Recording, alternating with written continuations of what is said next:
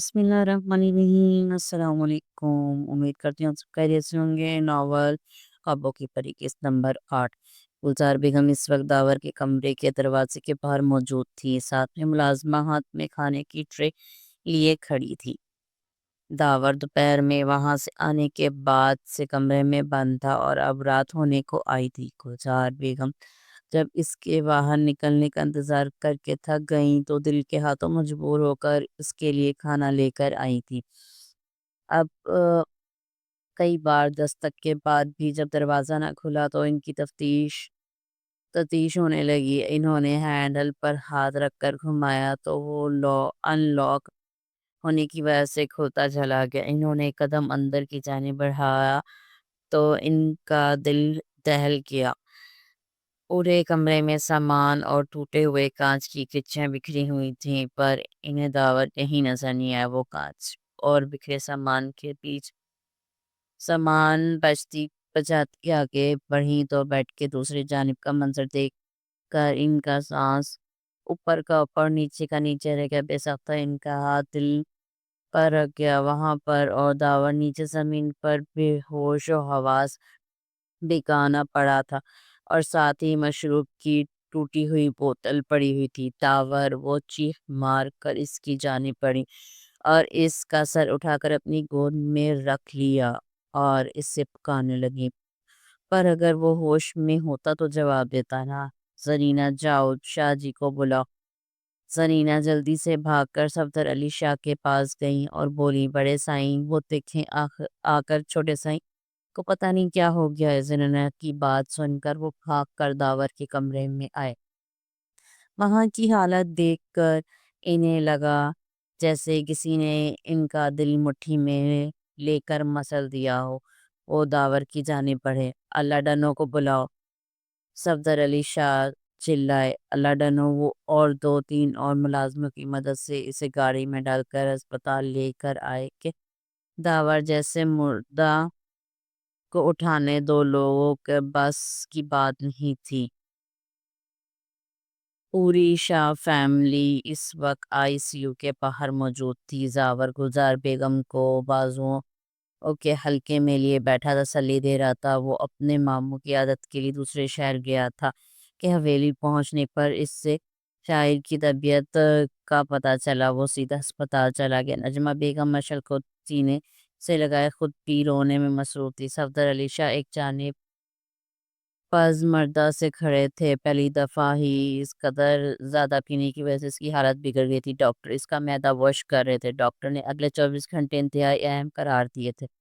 अगर इन 24 घंटों में इसे होश आ गया तो ठीक है, वरना कुछ भी हो सकता है।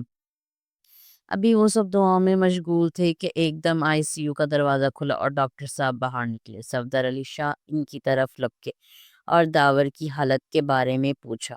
देखें, अभी कुछ भी कहना कबल अज़ वक्त होगा। पेशेंट की हालत इंतहाई नाजुक है। हम अपनी तरफ से पूरी कोशिश करें, आप भी दुआएं जारी रखें। डॉक्टर तसल्ली देते हुए बोले, मेरे बेटे को कुछ नहीं होना चाहिए। तुम्हें जितने पैसे चाहिए ले लो, पर अगर मेरे बेटे को कुछ हुआ ना तो तुम्हारा पूरा अस्पताल तबाह कर दूंगा मैं।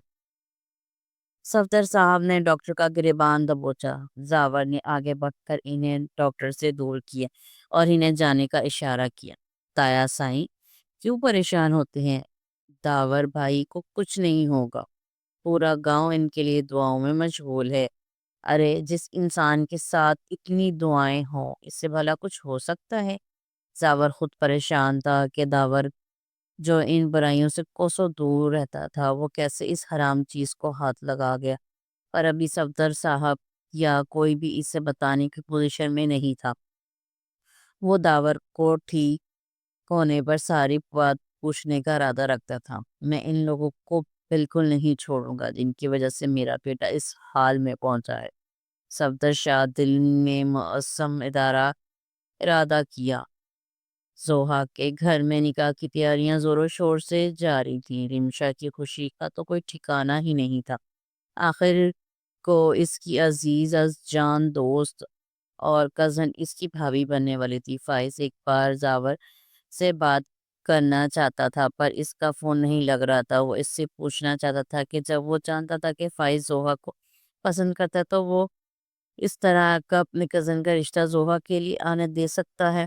گھر میں سبھی مطمئن سوائے زوہا کے، جس نے اظہار صاحب کی وجہ سے ہاں کی کر دی تھی۔ وہ مطمئن نہیں ہو پا رہی تھی، اس کی چھٹی سے اشارہ کر رہی تھی کہ کچھ غلط ہونے والا ہے، پر وہ سب مطمئن چہرے دیکھ کر اپنی ساری سوچوں کو ذہن سے نکالنے کی کوشش کر رہی تھی۔ نکاح 1 ہفتے بعد ہونے قرار پایا تھا۔ رمشا زوہا کو بلانے آئی تھی، وہ نکاح کا ڈریس لانے جا رہے تھے تو آئلہ بیگم بولی زوہا کو بلا لاؤ، اپنی مرضی کا لے لے گی۔ رمشا تم جا کر لے آؤ، ہماری پسند کون سی الگ ہے؟ زوہا کیا ہو گیا ہے تمہیں؟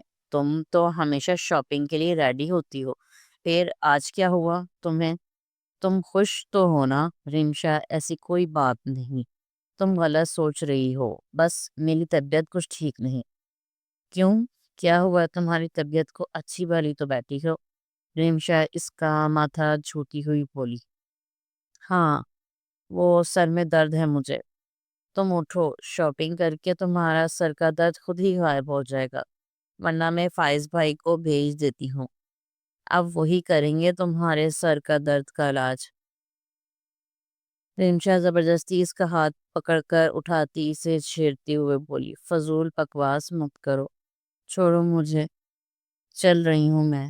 زوہا ہار مانتے ہوئے بولی، 22 گھنٹے کو آنے تھے، پر داور کو ابھی تک ہوش نہیں آتا۔ اب تو ڈاکٹرز بھی مایوس ہو رہے تھے داور کی حالت کو دیکھ کر۔ مشل پریئر روم میں جائے نماز پر بیٹھی تھی، یہ اپنے بھائی کی زندگی کے لیے دعاؤں میں مشغول تھی۔ گلزار اور نجمہ بیگم ICU کے پاس تسبیحات میں مشغول تھی۔ گلزار بیگم کی آنکھیں 1 منٹ کے لیے بھی خشک نہیں ہوئی تھی۔ زاور صدقہ کرنے گیا ہوا تھا، جبکہ صفدر علی شاہ ایک کونے میں کھڑے کسی سے فون میں مصروف تھے۔ ہاں بولو، کیا رپورٹ ہے؟ صفدر علی شاہ نے پوچھا۔ سر، ان کے گھر میں نکاح کی تیاریاں چل رہی ہیں، 1 ہفتے بعد نکاح ہے، اور وہ لڑکی ابھی خریداری کے لیے نکلی ہے، اگر آپ حکم کریں تو۔ نہیں، لڑکی کو کچھ نہیں ہونا چاہیے، آگے کیا کرنا ہے یہ ہم تمہیں بتا دیں گے، بس تم آنکھیں اور کان کھلے رکھو۔ صفدر علی شاہ اس کی بات کاٹ کر بولے، جی بہتر۔ میرے بیٹے کو اس حال میں پہنچا کر خود اپنے گھر میں شہنائیاں بجا رہے ہیں، چھوڑوں گا نہیں، تباہ کر دوں گا۔ فون رکھ کر وہ دل ہی دل میں بولے جاری ہے، امید کرتی ہوں آپ کو میرا ناول پسند آ رہا ہوگا۔ میرے چینل کو لائک، سبسکرائب اور شیئر ضرور کریں، اور اگلی قسط میں دیکھیں داور کو ہوش آتا ہے یا نہیں، یہ جاننے کے لیے اگلی قسط لازمی دیکھیں۔